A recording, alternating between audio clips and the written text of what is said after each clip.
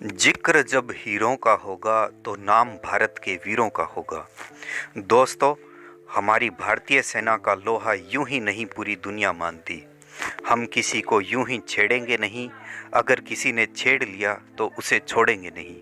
आज हम बात करेंगे एक ऐसी गोरखा बटालियन के जाबाज शेरों की जो तादाद में भले ही 300 थे, लेकिन पाकिस्तान के 8000 सैनिकों को अपने घुटनों पर ला दिया और कैसे एक वीर योद्धा ने अपने ही पांव काट डाले। दोस्तों, इस शौर्य और वीर गाथा के बारे में हम आपको बताएं, उससे पहले हमें आर्मी के बारे में कुछ जानना चाहिए ताकि आप इसे अच्छे से समझ पाओ।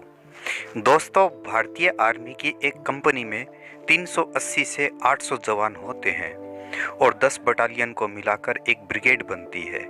ब्रिगेड में 4000 से 10,000 सैनिक होते हैं। 5 बटालियन को मिलाकर एक डिवीज़न बनती है। डिवीज़न में 20,000 से 25,000 सैनिक होते हैं और इन 5 डिवीज़न से एक कोर बनती है जिसमें 1 लाख सैनिक हो सकते हैं। और दोस्तों, भारत ने यह युद्ध पूर्वी पाकिस्तान, जो आज बांग्लादेश है, को आज़ाद करवाने के लिए लड़ा था। दोस्तों, बात है 7 दिसंबर 1971। अंतग्राम और गाजीपुर की लड़ाई में पाकिस्तान को शिकस्त देने के बाद गोरखा राइफल की 4थी बटालियन के जवानों को आराम करने के लिए 4 दिनों का समय दिया गया था। दोस्तों, अंतग्राम और गाजीपुर का युद्ध हम आपको अन्य वीडियो में विस्तार से बताएंगे। अब जवानों ने जंगल में तालाब में नहाकर अपने कपड़े सुखाए ही थे कि ब्रिगेडियर मुख्यालय से कमांडिंग ऑफिसर लेफ्टिनेंट कर्नल के लिए एक फ़ोन आया। उनको फ़ोन पर बताया गया कि आपकी बटालियन को एक नया काम दिया गया है, आपको तुरंत आगे बढ़ना होगा। दरअसल गोरखा राइफल को सिलहट जाना था। दोस्तों, सिलहट पूर्वी पाकिस्तान, जो आज बांग्लादेश है, का एक मुख्य शहर है। दोस्तों, यह पहाड़ियों से घिरा हुआ क्षेत्र है क्योंकि कोर कमांडर जनरल संगत सिंह को सूचना मिली थी कि पाकिस्तानी फौज को सिलहट से हटाकर ढाका की रक्षा के लिए भेज दिया गया है और सिलहट में अब सिर्फ 200 पाकिस्तानी सेना तैनात है। अब जनरल संगत सिंह की योजना थी कि गोरखा सैनिकों को 10 हेलीकॉप्टर की मदद से सिलहट में लैंड कराया जाएगा और वहां पर कब्जा लिया जाएगा। दोस्तों, गोरखा बटालियन को सुबह 7:30 पर इस ऑपरेशन के लिए ट्रेंड किया गया और उसी दिन 2:30 को ऑपरेशन शुरू किया गया। अब हेलीकॉप्टर के जरिए सैनिकों को सिलहट में उतारा गया।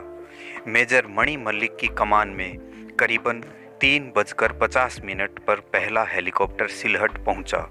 जैसे ही हेलीकॉप्टर पहुंचा, गोरखा सैनिक नीचे उतरने लगे और पाकिस्तान सेना ने अल्लाहू अकबर का नारा लगाते हुए हेलीकॉप्टर पर जोरदार हमला कर दिया। पहली खेप जब उतरी, उनका रेडियो सेट हमले की वजह से नहीं उतार पाए और अब गोरखा सैनिक अपनी ब्रिगेड कमांड को भी सूचना नहीं दे सकते थे कि हम किस मुसीबत में फंस चुके हैं। गोरखा बटालियन के यह महज 75 सिपाही ही उतर पाए थे और हेलीकॉप्टर की तेज आवाज़ से उनको अंदाज़ा ही नहीं था कि आखिर हो क्या रहा है। जब हेलीकॉप्टर थोड़ा दूर गया, तब पाकिस्तानी फौज अल्लाहू अकबर का नारा लगाते हुए गोरखा बटालियन की ओर आ रही थी। लेफ्टिनेंट कर्नल ने कहा, सैनिकों जमीन पर लेट जाओ, और सभी सैनिक जमीन पर अपनी पोजीशन लेकर लेट गए। जैसे ही पाकिस्तानी पास आए तो उन्होंने जय माँ काली आयो गोरखाली का नारा लगाते हुए अपने चाकुओं से उन पर हमला कर दिया और पाकिस्तानी सेना ने वहां से भागना मुनासिब समझा और पास के गांव में पाकिस्तानी सैनिकों ने शरण ली। दरअसल जनरल संगत सिंह को यह गलत सूचना मिली थी कि 202 पाकिस्तानी ब्रिगेड को सिलहट से ढाका ले जाया गया है। असल में 313 पाकिस्तानी ब्रिगेड को ढाका शिफ्ट होना था, लेकिन 313 ब्रिगेड भी ढाका की वजह सिलहट पहुंच गई। अब यहां पाकिस्तान की 2 ब्रिगेड थी, मतलब 8000 सैनिक। इसलिए गोरखा बटालियन का सामना 200 पाकिस्तानी सैनिकों से नहीं, बल्कि 8000 पाकिस्तानी सैनिकों से होना था। अगले दिन हेलीकॉप्टर से कुछ और गोरखा सैनिकों को उतारा गया। अब यहाँ गोरखा सैनिकों की तादाद 384 हो गई। 9 दिसंबर की रात तब उन्हें उतरे 48 घंटे बीत चुके थे और पीछे से खाना व पानी की सप्लाई न आने से उनका खाना पानी समाप्त हो गया और हताहत सैनिकों की संख्या भी लगातार बढ़ रही थी।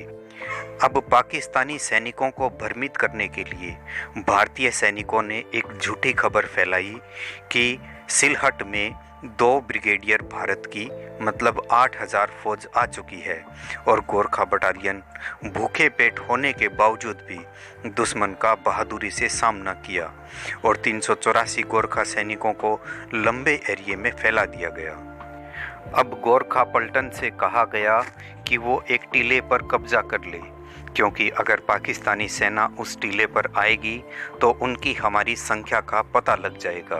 लगभग उसी समय पाकिस्तानी सेना ने भी वहां पहुंचने की योजना बनाई और गोरखा सैनिक पाक सैनिकों से पहले पहुंच गए और पाकिस्तानी सेना की पलटन नीचे से आ रही थी और गोरखा की फायरिंग से पाक सैनिक वहां से भाग गए। गोरखा ने सक्रिय गश्त लगाना और घात लगाकर हमला करना जारी रखा। इसी बीच गोरखाओं के हथियार खत्म होने लगे। इस तरह गोरखा सैनिकों ने सिलहट में मोर्चे पर पूरे 8 दिन बिताए। इन 8 दिनों में गोरखा बटालियन के पास खाने को कुछ नहीं था और पीने के लिए पानी भी नहीं था। इन्होंने 8 दिनों तक पेड़ों के पत्ते खाकर व जंगल में गंदा पानी पीकर अपनी भूख प्यास मिटाई। अब गोरखा बटालियन को पूरे 8 दिन बीत चुके थे। 15 दिसंबर 1971 की सुबह 9 बजे भारतीय सेनाध्यक्ष सैम मानेकशॉ ने रेडियो पर घोषणा की कि पाकिस्तान सेना से हथियार डालने को कहा गया। जैसे ही यह घोषणा हुई, पाकिस्तानी अफसर सफ़ेद झंडे के साथ गोरखा ठिकानों की तरफ बढ़े। इन पाक अफसरों ने भारतीय सैनिकों को नोट दिया कि पाकिस्तानी ब्रिगेड कमांड भारतीय ब्रिगेड कमांड के सामने अपनी पूरी ब्रिगेड का आत्मसमर्पण करना चाहते हैं। लेकिन गोरखा बटालियन को यह पता था कि अगर अभी भी इनको पता चल गया कि हमारा सामना 3 ब्रिगेड से नहीं बल्कि आधी बटालियन से हुआ है तो बाजी पलट सकती थी। उन पाकिस्तानी अफसरों से कहा गया कि वो वापस जाए, क्योंकि हमें सरेंडर लेने के आदेश नहीं मिले हैं। भारतीय ब्रिगेड कमांड वहां से करीबन 100 मील पीछे थी और उन्हें संदेश भेजा गया कि तुरंत जाकर पाकिस्तानी सेना का सरेंडर लें। 16 दिसंबर की सुबह जब बीएसएफ ने पेट्रोलिंग के दौरान बड़ी संख्या में पाकिस्तानी सेना को आते हुए देखा, दरअसल पाकिस्तानी सेना आत्मसमर्पण करने आ रही थी। बीएसएफ को खतरे का एहसास हुआ, क्योंकि आगे हमारे गोरखा बटालियन की संख्या उनको कम दिख रही थी और मेजर कार्डोजो को गोरखा बटालियन की मदद के लिए भेजा गया। वहीं कार्डोजो का पैर पाक की बिछाई बारूदी सुरंग पर पड़ा और एक जोरदार धमाका हुआ। इस धमाके में कार्डोजो का पैर पूरी तरह से क्षतिग्रस्त हो गया। उनके पैर से बहुत खून बह रहा था और अपनी टूटी हुई टांग और खून से लथपथ होने के बाद भी मेजर कार्डोजो गोरखा बटालियन तक पहुंचे और डॉक्टर से कहा, मुझे मॉर्फिन दे दो। डॉक्टर ने जवाब दिया, ऑपरेशन के दौरान गोलीबारी में हमारी सारी दवाइयां नष्ट हो गई है। तब मेजर ने डॉक्टर से कहा, क्या तुम मेरा पैर काट सकते हो? डॉक्टर ने कहा, मेरे पास इसके लिए पर्याप्त औजार नहीं है। मेजर ने अपने सहायक से कहा, मेरी खुखरी लाओ। दोस्तों, खुखरी चाकू को कहते हैं। और मेजर ने कहा, अब तो काट सकते हो ना डॉक्टर साहब?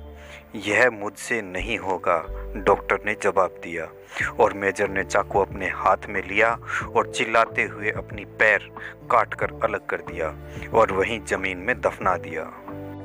दोस्तों, जब भारत की पूरी ब्रिगेड सिलहट में पहुंची तब पाकिस्तानी सेना को एहसास हुआ कि हमने बड़ी भूल कर दी। हम 2 ब्रिगेड मतलब 8000 फौज से नहीं बल्कि मात्र 300 भारतीयों से लड़ रहे थे और अब सिलहट में पाकिस्तान की 2 ब्रिगेड ने आत्मसमर्पण किया। दोस्तों, आपको यह वीडियो कैसा लगा मुझे कमेंट में ज़रूर बताएं। अगर आप चैनल पर नए आए हैं तो चैनल को सब्सक्राइब करें, बेल नोटिफिकेशन को ऑन करें ताकि हमारी वीडियो आप तक सबसे पहले पहुंचती रहे। मेरा यह वीडियो देखने के लिए आपका बहुत बहुत धन्यवाद।